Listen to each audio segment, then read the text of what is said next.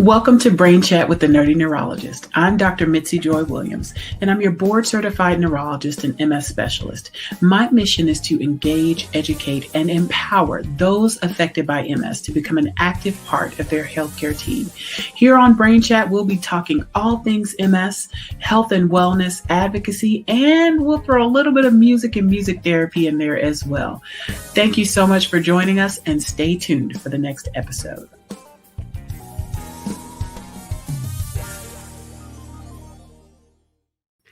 Happy Monday, everyone. Welcome to Brain Chat with the Nerdy Neurologist. I'm Dr. Mitzi Joy Williams, your board-certified neurologist and MS specialist, and I am so excited to be here with you guys tonight. Thank you all for tuning in.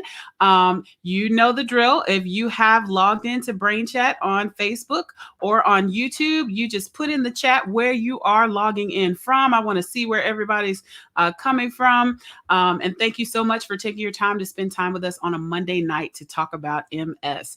Well, listen, I am super excited. No, for real. I am excited. I know I say that every other Monday, but I'm really, really excited about tonight's show. I've got three amazing MS advocates who are going to talk about their experience and talk about creating your own space in the MS world. I know so many times I have patients who come in to see me and they say, Dr. Mitzi, I wish there was a group that did this, or I wish there was a show that did this, or I wish there was a podcast that did this, or someone who I could identify with. And so I often tell them, well, maybe you're the person to do that. And so I've got three amazing examples of that. And we're going to talk all about their journey with MS and about their advocacy work and creating their own space. All right. So, you can tell us where you're logging in from. I bid you greetings from beautiful Atlanta, GA, where the Hawks are winning. Go Hawks, go Hawks, go Hawks. We're so excited because we never win anything. But anyway, let's go ahead and let's get into the show. All right. So I'm going to do some brief bios, and then we're going to invite our guests up to chat it up for Brain Chat tonight. So we have Jenna Green, who's an MS advocate, lives in Boston. She was diagnosed in 2016, has a background in social media marketing, amazing and very needed at this time. And then she shares her life with MS to help change public perception and works toward change in public advocacy for people with invisible illnesses and disabilities.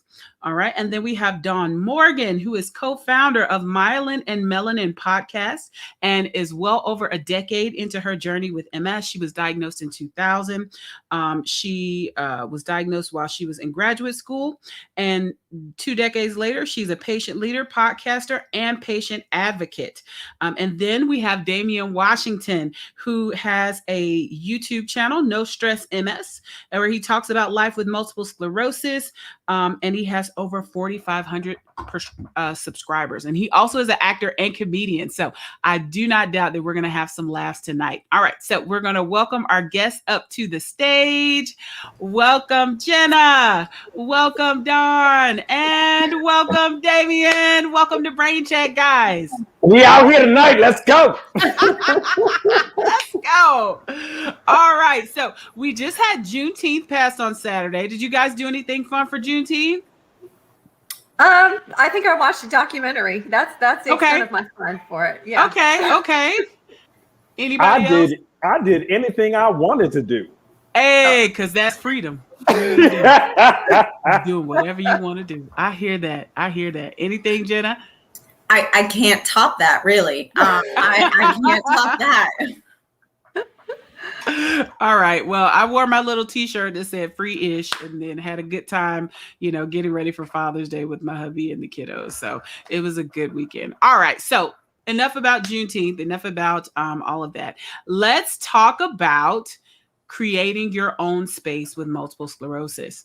All right. So I'm really excited about this show because, as I said in the introduction, oftentimes I have patients who say, I wish there was a group that did this, or I wish I knew somebody who did this or did that. And so I often try to connect them to spaces because I think that connecting to the MS community is extremely important. But let's start out by you guys just telling us a little bit about yourselves and your journey with MS, and then we can talk about kind of what led you to create YouTube channels and spaces and to really share your journey on Instagram and other platforms as well. So we'll start with Jenna. Tell us about your journey with MS.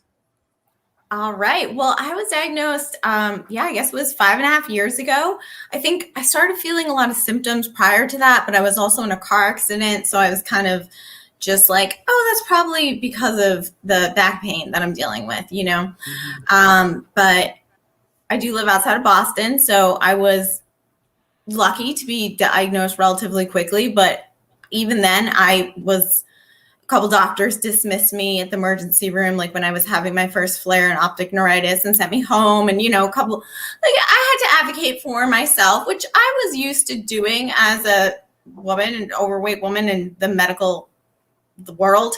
So, and this eye problem thing didn't go away like a month later. So I went to the doctor and they were like, oh, that doesn't actually look real good at all. I was lucky. I was diagnosed really quickly. I have a great team. And then I went to start on one of the infusion medications, and my insurance called me like that morning, the nurse, I guess, called and said the insurance said I had to do this fail first step therapy protocol. And I had no idea what that was. But I was like, oh, no, that's not going to work for me. Thank you very much. I was like, no, my doctor said that I do this one, and I talked about it with him, and this is what I'm doing. And I was like, you people are messing with the wrong girl. Mm-hmm. And I can't say it was a good thing to do, but I went to my infusion anyway. I did win the appeal, but I realized at that point that I hadn't shared publicly about my diagnosis, but I realized at that point that I had a real privilege to be able to use social media, to have a platform, to have the support of my family and friends, and to be able to speak up about it. And I knew that this wasn't happening to just me. So that's when I started sharing, and just not shutting up it's advocacy. That's how I didn't even know. I like that. Not shutting up is advocacy. I'm going to have to write that down. So I'll give you the credit the first time, and then after that, you won't get any credit for it. You can have it. Okay. All right, Dawn, next up, tell us a little bit about your journey. Yeah. So I was diagnosed May 23rd, 2000. And like Jenna, similar to Jenna, I was fortunate enough to be diagnosed within a few months. I was experiencing muscle fatigue, extreme weakness. I did not have optic neuritis, but I had a lot of spasticity. My right leg wouldn't catch up with my left. Just overall, just general malaise. I remember my mother saying, you slept almost 24 hours. Something's wrong. And so I went and had an MRI, and the doctor said, are you sitting down? I need you to understand what's going on. And she said, the radiologist thinks that you have MS. And I'm thinking, what is that? And at first, I wasn't really familiar with what MS was. I thought I had Parkinson's. And I knew neurological, but that was what I associated what was going on with me. And so through trial and error and lots of books and things like that, I was like, okay, let's go and figure out what's going to happen and talk to a neurologist and not your primary care. And so I did that, and I saw the first doctor, and he was very relaxed.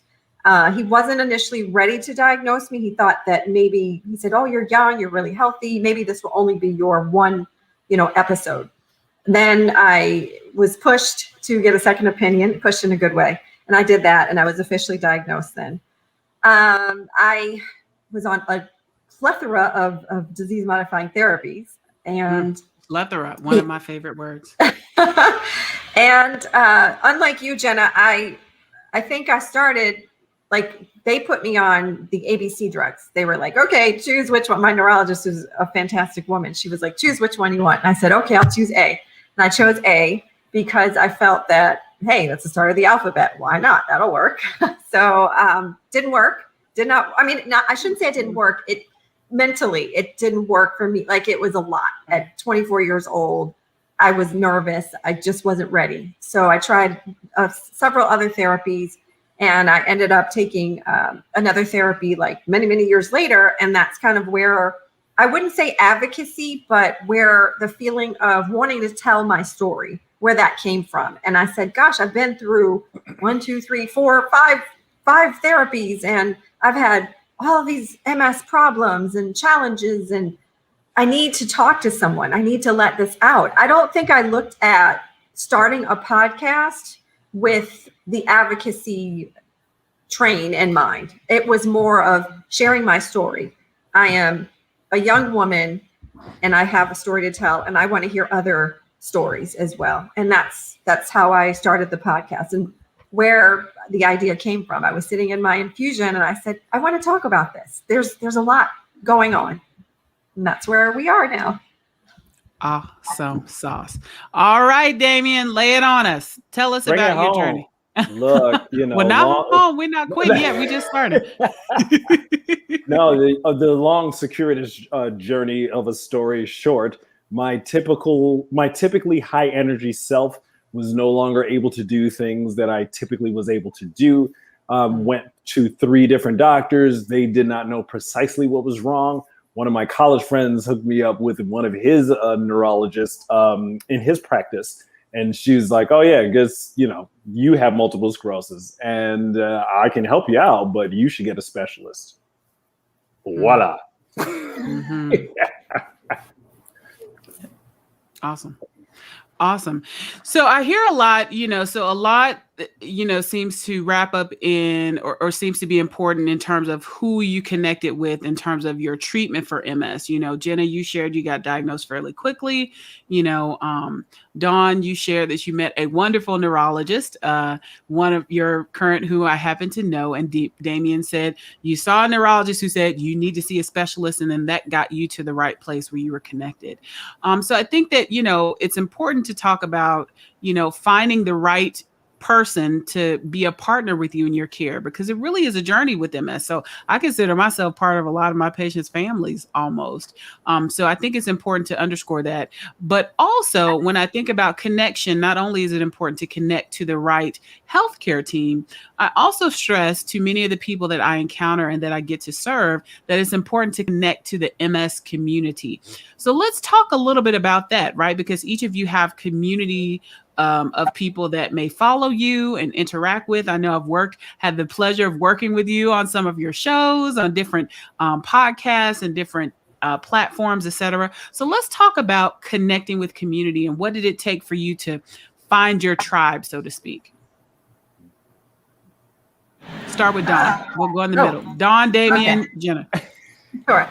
So I think what it took for me to find my tribe was just being vulnerable and opening up my mouth and saying, hey, I'm experiencing these challenges. Is anybody else out there facing the same thing that I am?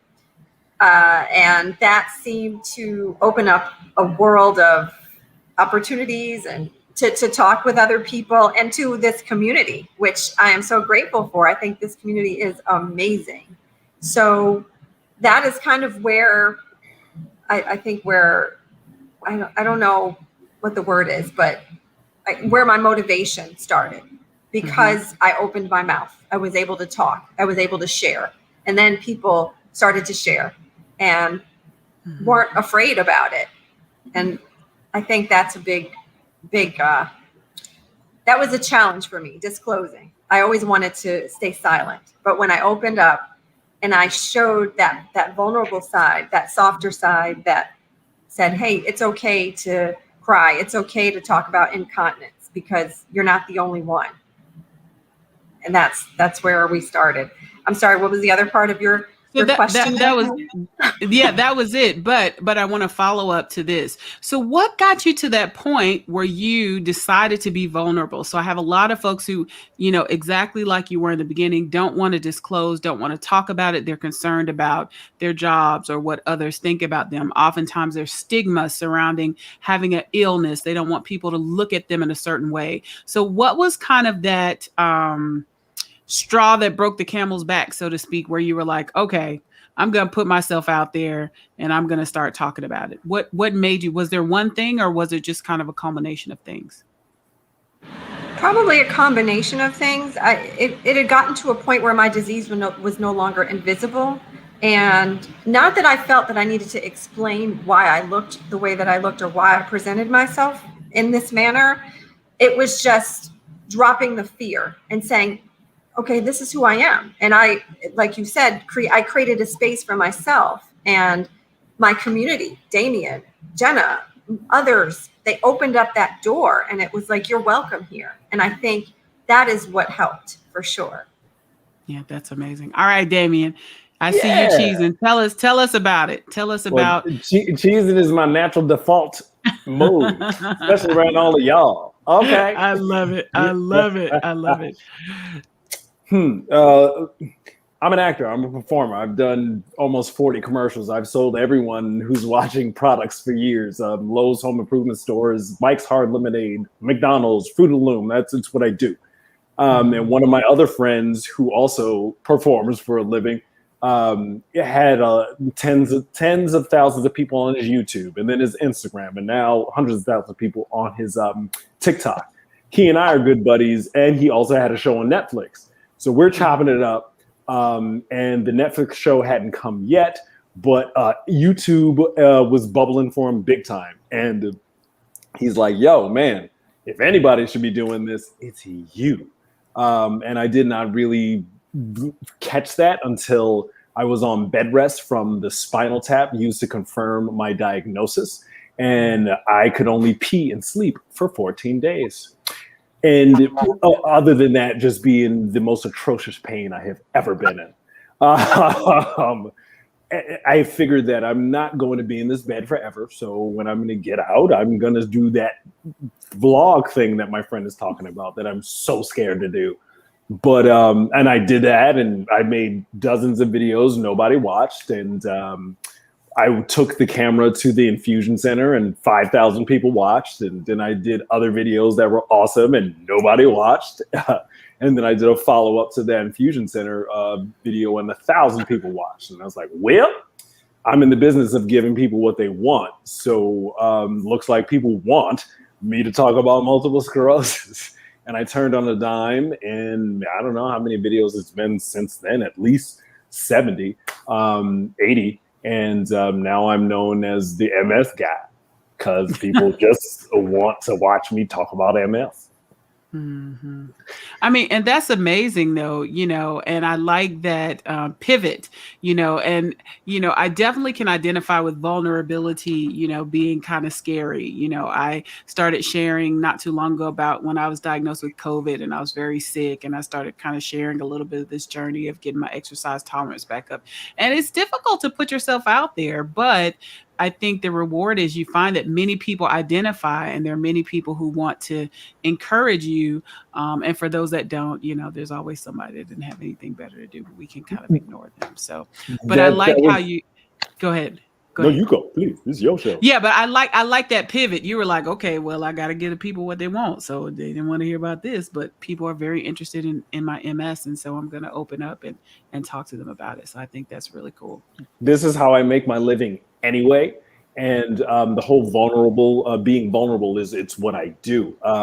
However, I didn't want to be the MS guy, but the only thing that people would watch on my channel was MS stuff. So I just turned into that, and full steam ahead. And I'm happy I'm the MS guy. I get to hang out with you and the rest of y'all. What's up, Jay Green? What's up, Don Morgan? Hey, girl, hey. Hey, you are so much more than the MS guy, Damian. We all see you as so much more than the MS guy, but we're glad that you're sharing your story. All right, Jenna, next up, tell us a little bit about what kind of was that click for you where you started to share your journey with other people. Honestly, I got mad. I was mad because I'm a sharer. Like I was already on social media and using it, and but more in a business professional sense. And I got mad because I started to realize that the healthcare system wasn't as accessible as it needs to be. And I realized that, again, I had a privilege to have the support that I needed and to have the mental capacity that even now I don't have. 5 years later, I don't have that mental capacity. Those things overwhelm me so much more now than they did in the beginning. And I just thought, well, if I'm having this problem, other people are, so I'm going to talk about it. And then I kind of went from just talking about the healthcare issues to, oh, here's a picture of me at my infusion, and here's a picture of me the day after my infusion, maybe if I could hold up my hand to take a selfie, which isn't all that often. So you probably just got a lot of better looking pictures of me than I look on the daily. But, you know, once I started to share, it was connecting with people like Dawn and Damian that they made me feel like I wasn't alone. Mm. And that's what keeps me going now. I mean, I still want to make some updates to the healthcare system. When I say some, I might mean a lot, but you know, Like an overhaul. I just change the whole thing. But you know, that's all. I just change the world, whatever. When I connected with the community and I realized that I wasn't alone, and I realized the more that I shared like the vulnerable stuff that I didn't really feel all that comfortable talking about at first, the better I felt, like the more I got back, I guess. You know, the more you give, the more you get, kind of a deal. And it's been priceless for me. You know, like absolutely priceless. Like MS, 0 stars. But the community, these are the best people I know. And I mean, like, I get to hang out with you guys tonight because of it. So Yeah. I'm so grateful for that. I find so much joy there. And Yeah. so I wouldn't change anything. Yeah. I think that's awesome. And I think, you know, one of the key words you said was that you felt like you weren't alone. You know, I feel like a lot of folks, especially when they're first diagnosed, feel very lonely and isolated, especially if they don't know other people who have MS, or if they only know people who have MS who have very, very severe disability, you know, and they don't know anybody who's in between, and they're scared that, you know, next week they may be in a wheelchair, or, you know, and so they feel like people don't understand. And so that is one of the reasons I think it's so important for folks to connect with other people and connect in positive ways. So let's talk about how you find your own space, right? One of the things that I have a lot of folks talk about is sometimes, you know, they may go to a support group and they're like, Dr. Mitzi, it was so depressing. Like everybody was like, man, it was just, I can't do that again. So how do you find upbeat spaces, or how do you find that balance, right? Where you talk about the real stuff that's going on, but also you say, okay, we can't, you know, what is the good side? So how do you find spaces, or how did you find spaces that maybe had that balance, or how did you find the right spaces for you in terms of connecting with community? And we'll go Damian next, and we'll go around the circle. Oh, word? Oh, check it out. I don't know. You first this time. You first. You first. Finding community. That's what the question was, right? Yeah. Yeah. But we all have MS, so we're at least Dawn did it too. Was like, what was the question? What's the question? I know. It's okay. It's okay. I don't mind repeating. We call them MS moments. That's what my patients and I call them.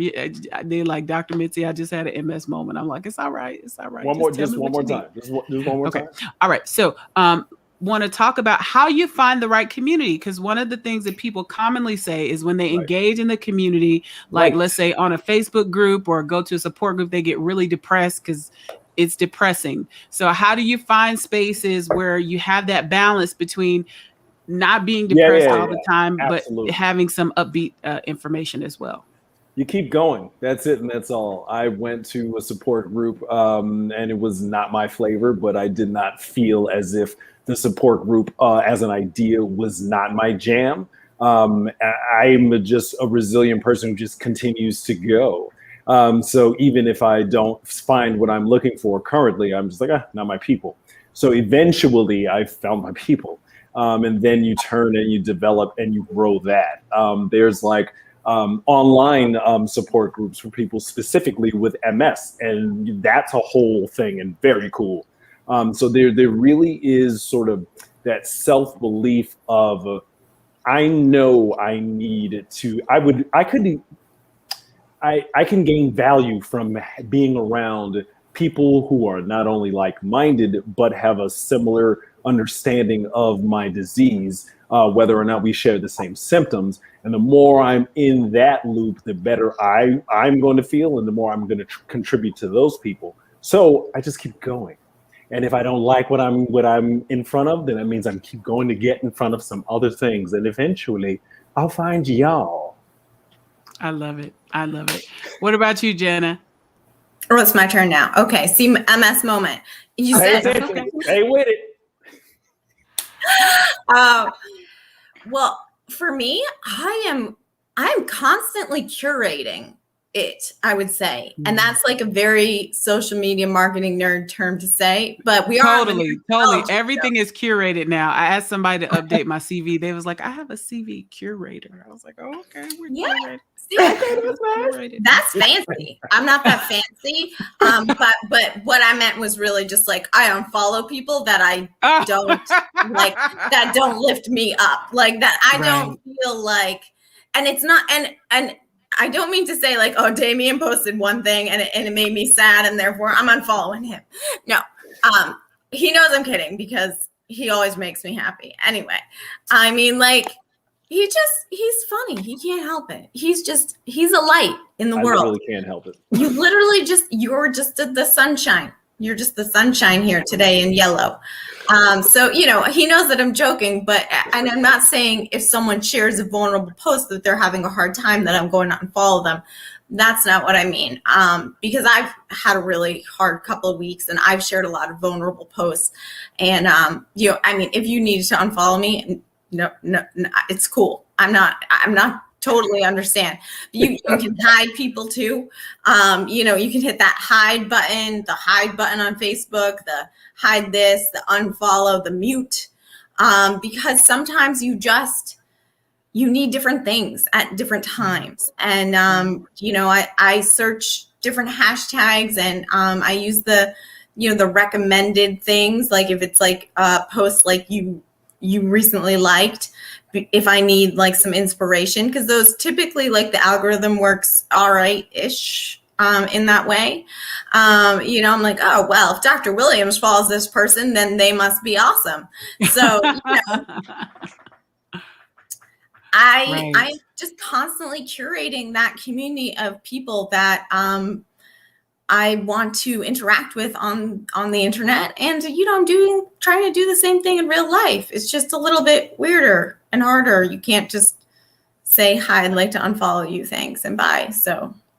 Right. But I think it really does kind of mirror real life, right? We talk a lot about relationships. So there's been a lot of talk about relationships during the pandemic, like folks that you realize probably were not your people, as Damian say, or at one point of your life, some relationships may serve you, some communities may serve you. And then when you evolve or are in a different space, it may no longer serve you. So I like this idea of persistence that I'm hearing from Damian, but also, continuing to be dynamic in terms of the communities you're involved in, meaning you don't just have to say, okay, I follow this one person, I'm going to follow them forever, no matter what's going on, right? Because just like we evolve as people, other people are evolved. And so it may no longer serve you. What are your thoughts, Dawn?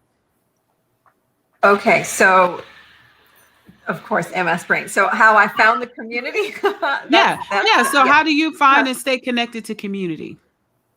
So similar to Damian in this situation, I found going to a support group. When I was diagnosed in 2000, it was helpful. It was beneficial. But then I ended up going home and I found myself extraordinarily depressed. And I'm just like, why? And I would go over and over and I'm thinking, why am I so depressed? And I think that I didn't connect with, they weren't my tribe, put it that way. Wonderful people. I enjoyed, communicating and getting to know different stories and different people. But I think many, many years later, which is where I am now, being able to connect online, knowing that, even though if I don't physically, I'm not in front of you, I can't touch you, I can't touch Damian, I can't touch Jenna. We are going through the same thing. Yeah, there you go. And not that in person we weren't, but I think there was a big age difference as well. And so online I can kind of, fit somewhere within my group. And it was easier for me finding people. And then also being positive. I found that going in person at that time, it was always a woe is me, or, oh, this hurts, or, oh, the spasticity, or, oh, the optic neuritis. And, I'm a really positive person. The glass is half full. Let's talk about it. We have MS, but what can we do to be happy today or in this moment? And I don't want MS to win. I'm a fighter, and that is what I look for in my community and with others. And I try to lay that foundation with, through the podcast and with others. And I think that we have great conversations. At least I do. Jenna's like one of my best friends. I feel like I know her. We've known each other for, 20, 30 years, even though we have. We are all, I feel like I've known all of you all and for Damian like as well. years. Yeah, for sure. Yeah. And Dr. Williams, you're like my best friend in my head. So Yeah, but I think that's so cool, right? And I think the key here, the key takeaways are to make sure that you find the tribe that's right for you, right? So for some people, support groups are definitely the way to go.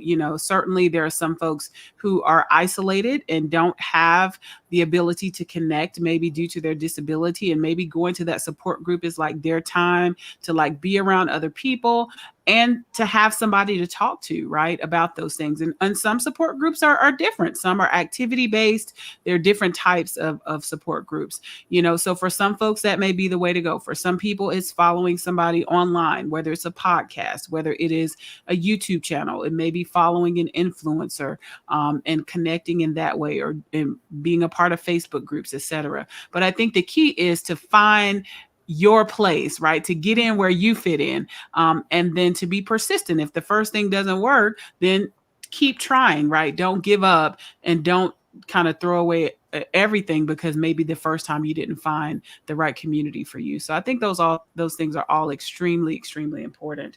Absolutely. Yeah. The MS space is huge. It's massive. And I don't want to sound like, don't ever go to a support group. Like you were saying, find your tribe, or find where you're comfortable, because there's enough room for all of us. There's enough. There's so much. And what doesn't work for you may work for someone else. And we're all here. Absolutely. So there is enough space for everybody. Trust me. So here's another question.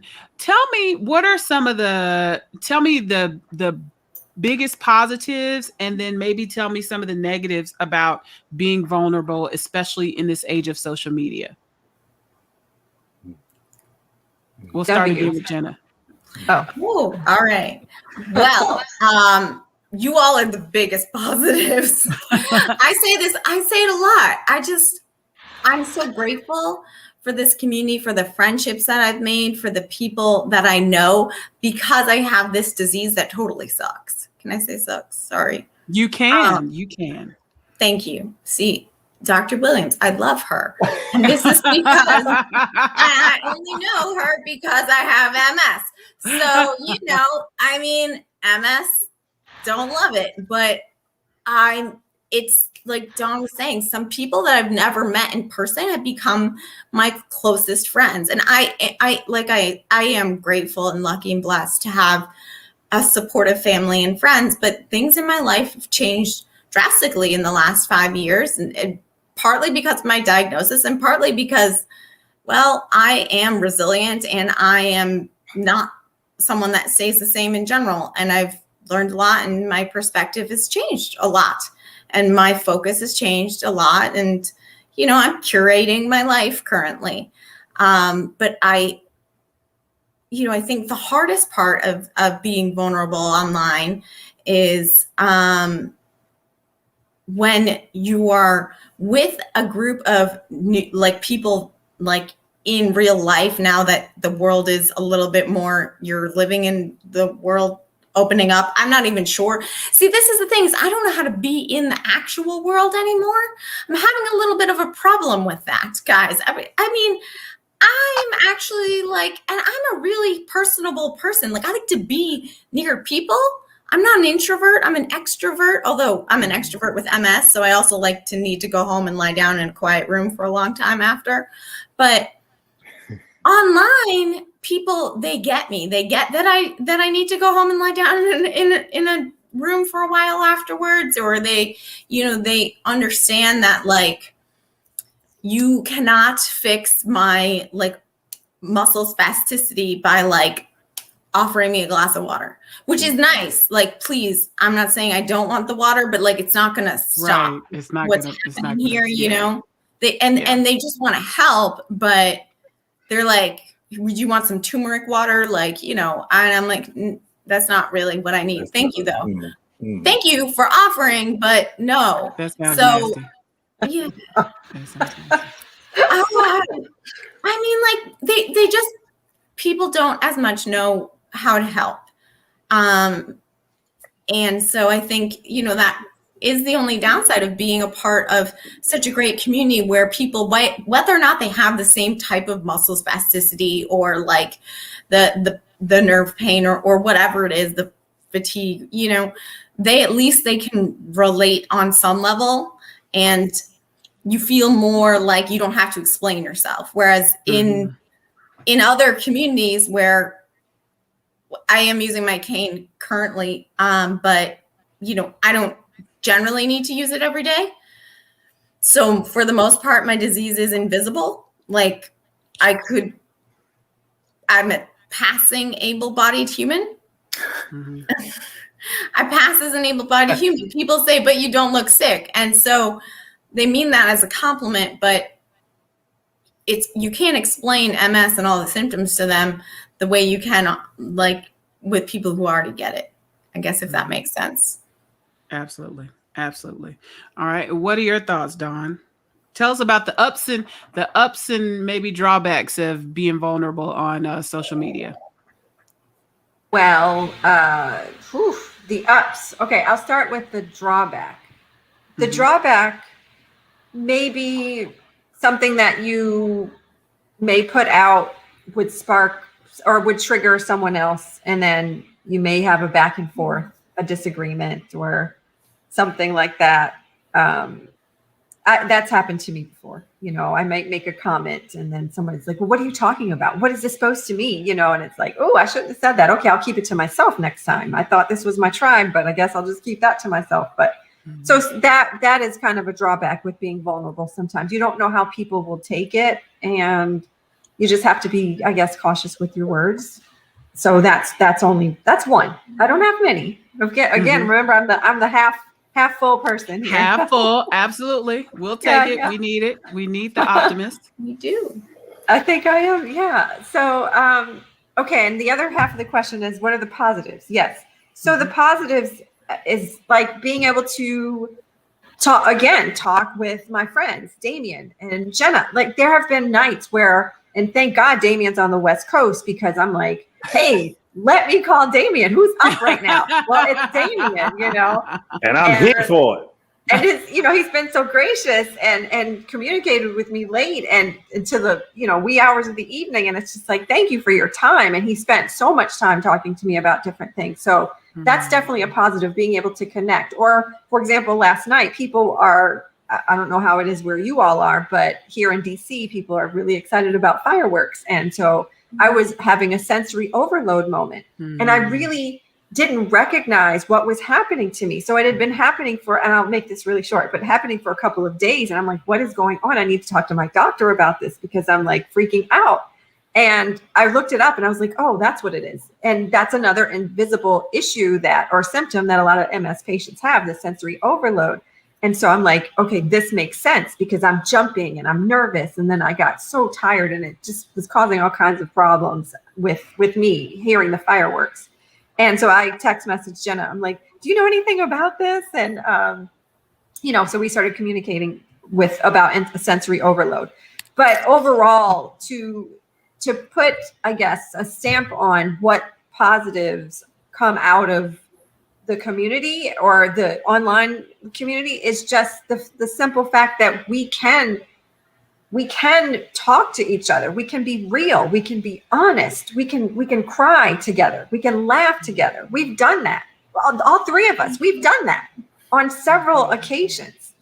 And I think that is the most beautiful thing. Just being able to connect on a human level. That's what I get from Awesome. the positive, from being there. All right. Oh Come on, man, Damian. look, drawbacks is because I'm up again a performer. If I'm vulnerable and I'm really vulnerable, sometimes I can be a little bit too vulnerable. And I'll be making a video and cutting a video where I'm kind of sobbing because I can't sleep because MS, whatever. And that was one of the last ones, and my wife was like, "Yeah, don't put that out." She generally doesn't say no, don't do that, but when she does, I'm like, oh, okay, I won't do that. So the drawback is I can certainly be a bit too vulnerable, but the good part is y'all, like I'm not even cribbing Jay's thing. Like Dr. Mrs. Joy Williams is one of the best parts. What, the nerdy neurologist? The nerdy neurologist? I know. How can I not add Dr. Y'all, for sure. Yes. all of y'all are the best part because I liken it sometimes to MS being a club. And so, you're behind the velvet rope, and, the disease puts you inside the club, but you don't want to be in here because it's horrible in this club. But all the people inside the club are kind of cool. So that's sort of how I deal with it. I'm like, this thing I don't like is not good. But the people in here are cool.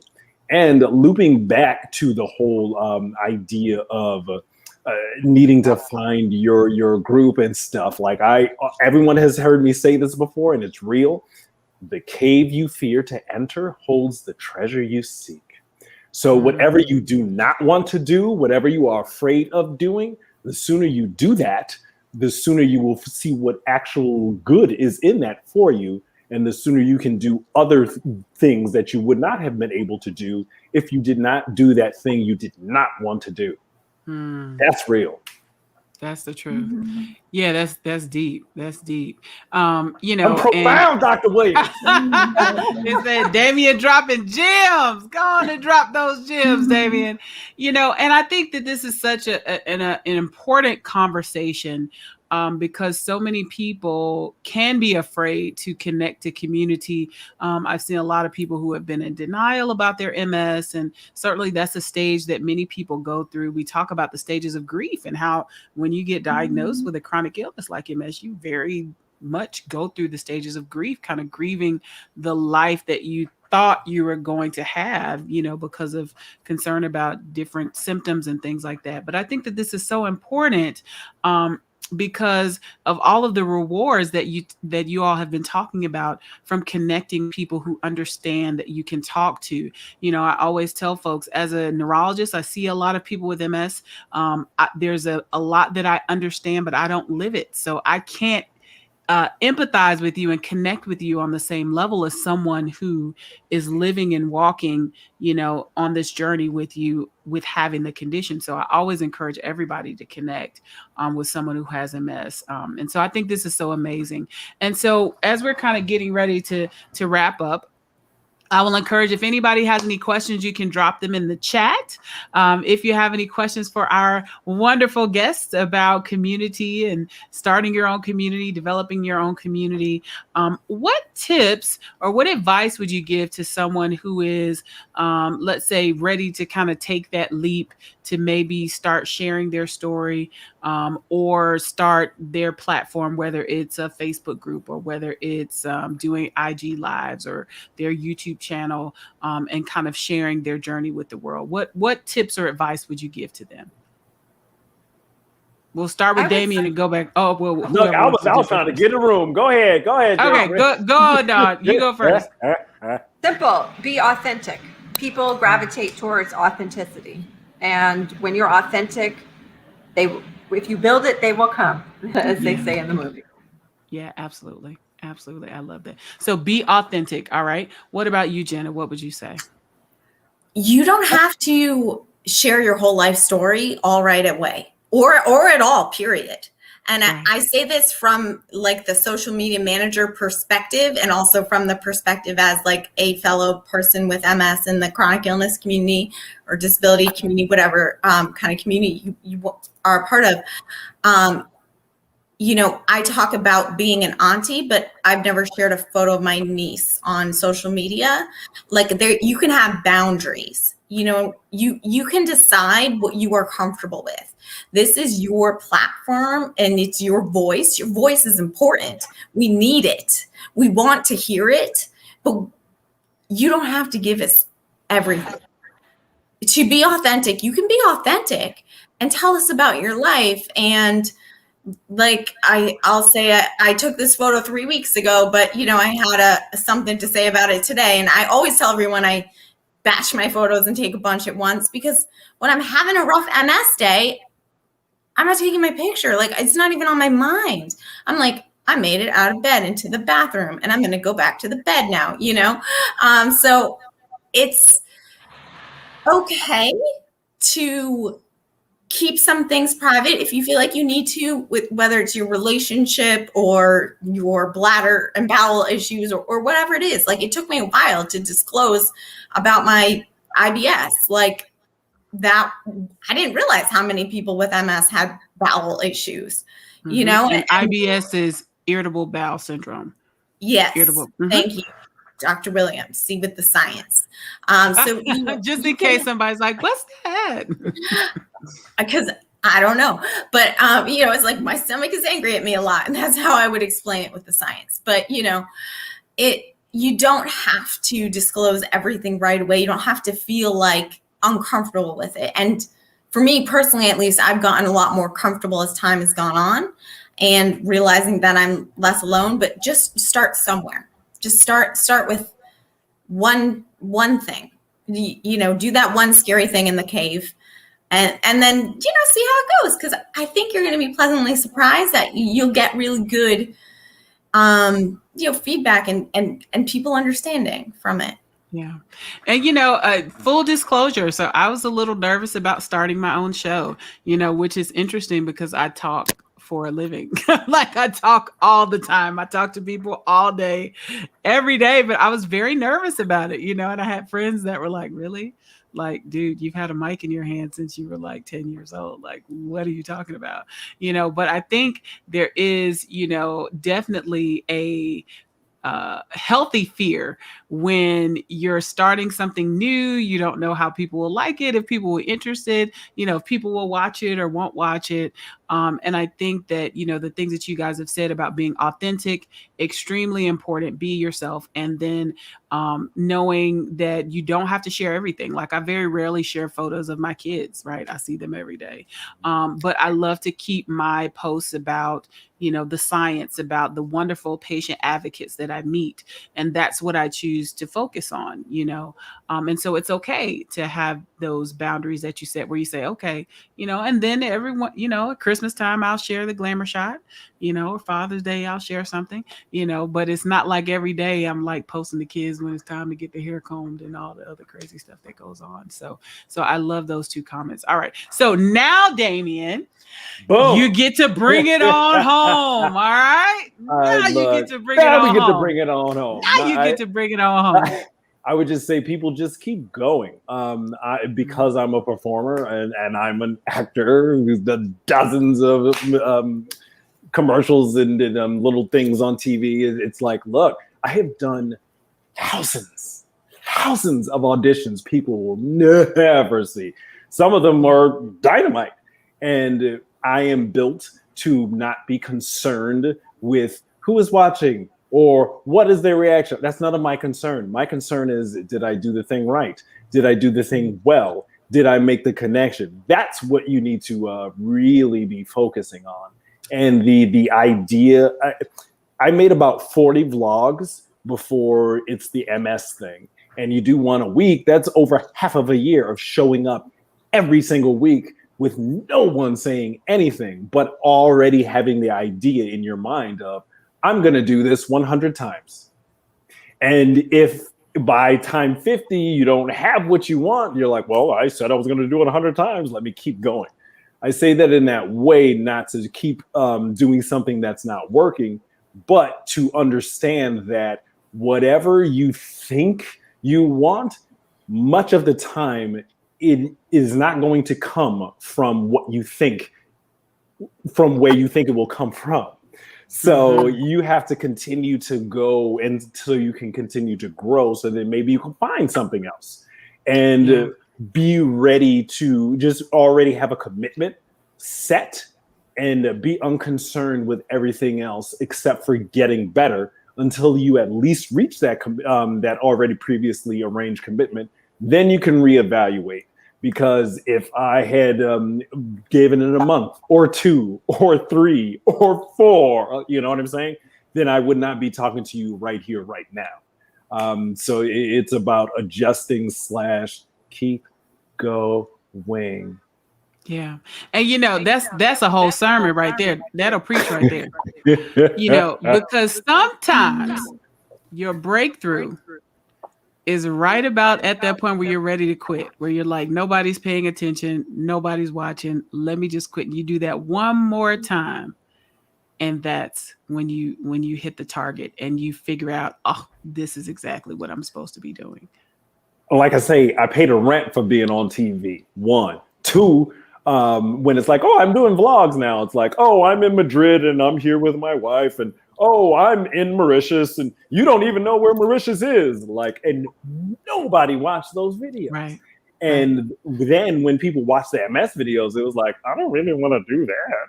And then but you keep making some, your other videos and nobody watches. And then you make another MS video and people watch it. And you're like, well, I don't really want to be the MS video person. Right. But you eventually sort of be like, well, what am I here for? What do I want to do? This is what people want to see.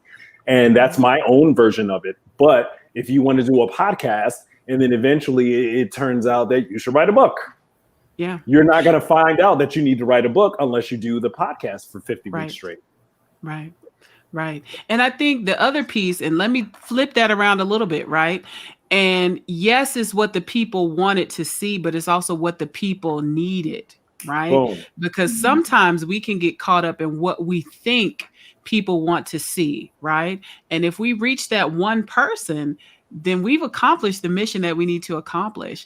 And I recall many times where I would give lectures. I remember the very first lecture I gave, and I've been very fortunate and blessed to go speak all around the world to many of my colleagues and to patients and other people and participate in a lot of things. But the very first talk I gave, I remember distinctly, I was filling in for somebody, and one of the patients walked across the front of the room right before they were introducing me. It was like, I'm so sad my doctor's not here. I wanted to hear my doctor, which wasn't me, right? And so I remember just wanting to crawl under a rock and die, right? This was your first one?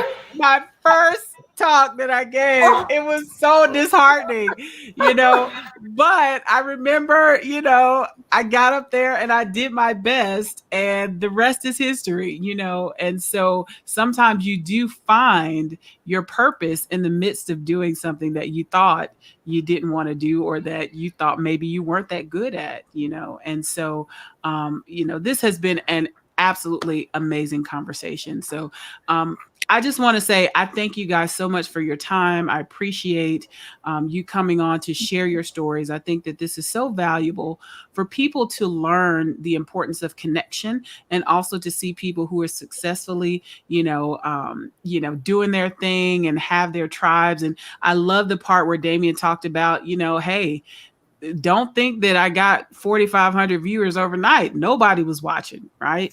And so it's okay to, number one, be authentic and do what you feel like you're supposed to be doing. Don't do it just because you're trying to get applause or trying to get people or trying to get likes, right? But then also to be persistent, right?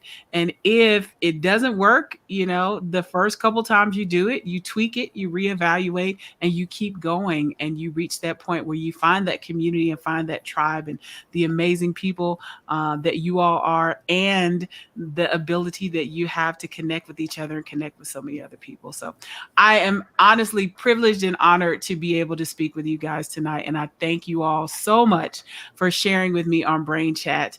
And so I will say good night to all of our viewers. Thank you so much for tuning in.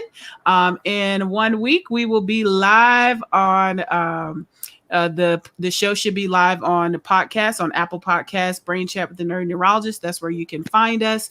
And before we go, everybody tell us where we can find you. Jenna, how can people find you? I am the THE, Jenna Green, Jenna, green like the color, on Instagram and all the other grams, all the socials.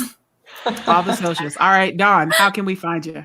You can find me on Instagram at Dawn_Janine or at Mylan Melanin on Instagram and at Mylan Melanin on Twitter, Facebook, Instagram, all the socials, email. All right, Damian, how can we find you, brother?